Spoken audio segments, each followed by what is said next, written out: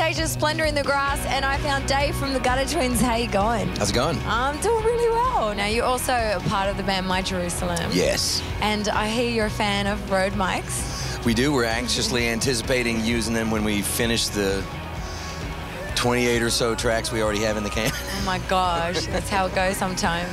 Yeah. Yep. So you haven't had any experience with them yet in the studio? I've used them in several other studios, okay. actually.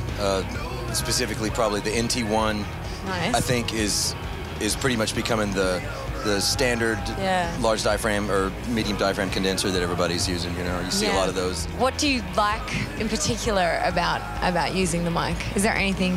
Well, in terms of sound quality, I've used it on drum overheads. Right. Well, as like a mono overhead, capturing the top of the snare and some of the cymbal stuff. I use it as distant on a guitar amp in a room with a real live floor with a dynamic on the cone and that. Use it on vocals. Certain vocals, it sounds better, just like anything else. You know, everything's a color in your palette. You must have come up with so many tricks recording in the studio. Like when you're poor, you do. Yeah. What's something you can share with us? A secret, maybe, in terms of recording your guitar? Distortion, distortion, distortion. If something doesn't sound good, distort it. If drums don't sound good, side chain in a track, distort it and blend it back in. Use all your pedals. Use anything you've got that generates dirt. Use it. So what happens if it's too distorted? Like, when do you know to pull it back? When do you stop putting salt in your soup? You know, right? You taste it, get away from it, come back and listen to it, A/B it with previous mixes. You know, it's just like cooking. One thing I find hard to recreate is when you play live, there's a certain energy. So how do you take that live feel and put it into the studio and put it into your recorded work? In an actual studio, when you're paying for time and everybody's looking at the clock, it's important to have good vibes, whether that means a producer who's a really good psychologist or people that really get along, I think.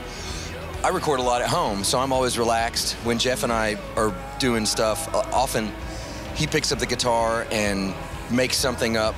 I get excited about it. The next thing you know, we're throwing down a click track, calling Rick to come over and put something on. And we're excited because of the speed with which it happens, you know. Yeah. But it's different in every circumstance. You know? Twilight Singers, the last album, was recorded in New Orleans. The last two were like half and half, New Orleans and Los Angeles. One of them happened around the time of Hurricane Katrina.